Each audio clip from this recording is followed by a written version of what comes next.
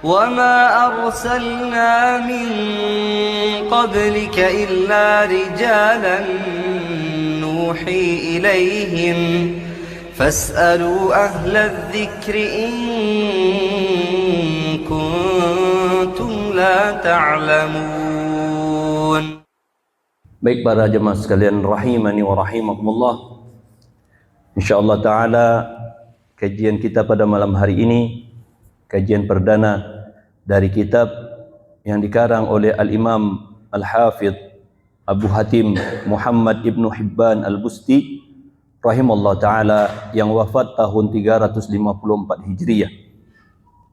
Judul kitab ini yaitu Raudatul Uqala wa Nuzhatul Fudala, yang mana artinya adalah kitab ini mengandung perkara-perkara yang diibaratkan oleh penulis rahimahullah ta'ala sebagai sebuah taman, yang mana di taman tersebut orang-orang yang berakal, orang-orang yang bijak bisa bertamasyah, dan itu atau orang-orang yang berakal tersebut merupakan orang-orang yang memiliki keutamaan. Kenapa beliau memberikan judul kitab ini dengan kitab Raudatul Uqala? Karena para ulama yang lainnya, banyak di antara mereka yang mana menulis kitab-kitab dan judul kitab tersebut dengan judul Raudah atau Riyadh, yang mana Raudah atau Riyadh maknanya adalah taman. Kenapa mereka memberikan nama-nama kitab-kitab mereka dengan sebutan taman?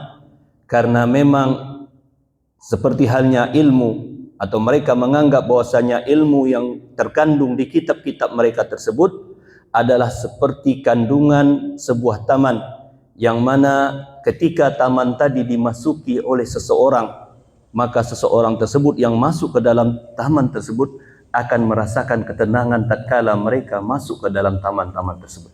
Sebagaimana seorang penuntut ilmu tatkala mereka membenamkan diri mereka, menghanyutkan diri mereka, seakan-akan mereka syahdu bersama kitab-kitab tatkala mereka mentelaah dan membaca kitab-kitab di dalam perpustakaan mereka. Karena itulah sebagaimana yang dinasihatkan oleh Al-Ustadz Yazid bin Abdul Qadir Jawas rahimahullah ta'ala, yang mana beliau mengatakan seandainya atau sebaiknya atau ada bagusnya seseorang bisa memanfaatkan waktunya minimal 4 jam dalam sehari untuk mentelaah dan membaca buku-buku daripada untuk perkara-perkara yang lainnya. Akan tetapi kebanyakan dari diri kita terkadang terlalaikan, terkadang terlenakan oleh yang namanya Android kita dengan yang namanya HP kita. Oleh karena itulah para jemaah sekalian rahimani wa rahimakumullah, banyak kita lihat dan kita saksikan bagaimana para ulama memberikan judul kitab-kitab mereka, sebagaimana Al-Imam An-Nawawi rahimahullah ta'ala memberikan judul kitab hadis-hadis tentang keutamaan-keutamaan di dalam kitab-kitab beliau dengan judul Riyadhus Shalihin, yaitu tamannya orang-orang saleh. Begitu juga Al-Imam Ibn Hibban Al-Busti rahimahullah ta'ala juga memberikan judul di kitab beliau Raudatul Uqala, taman orang-orang yang berakal. Begitu juga ada ulama lainnya yang memberi nama kitab beliau dengan mengatakan atau dengan menyebutkan judulnya, yaitu Raudul Al-Murbi. Raudul Al-Murbi ini adalah syarah Zadul Musta'nik.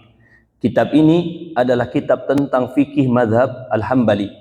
Begitu juga ada nama kitabnya yang lainnya adalah Ar-Raudu Al-Unuf. Ini adalah syarah atau penjelasan dari Sirah Ibnu Hisham dan lain sebagainya dari kitab-kitab para ulama. Sekarang kita lihat bagaimana apa yang dilihat dan dicontohkan oleh Al-Imam Ibnu Taimiyah rahimahullah ta'ala, yang mana beliau sedari kecil sudah sangat gemar belajar, sudah sangat gemar mentelaah kitab. Sampai-sampai pada suatu hari keluarga beliau ingin bertamasyah atau ingin berjalan-jalan sebagaimana yang diceritakan di dalam kitab sirah atau biografi beliau, bagaimana pada saat itu ayah dan ibu beliau atau keluarga beliau mengajak beliau untuk bertamasyah ketika itu. Akan tetapi beliau tidak punya keinginan untuk ikut bertamasya dengan keluarganya tersebut. Maka pada saat keluarganya tadi sudah pulang, yaitu saudara-saudaranya telah pulang, maka mereka pun bercerita tentang apa yang mereka lihat tatkala mereka bertamasya tersebut. Akan tetapi apakah Al-Imam Ibn Taimiyah rahimahullah ta'ala bersedih atas apa yang diceritakan oleh saudara-saudaranya tersebut? Maka beliau pun berkata kepada saudara-saudaranya tatkala saudara-saudaranya menceritakan tentang apa saja yang terjadi pada saat mereka bertamasya.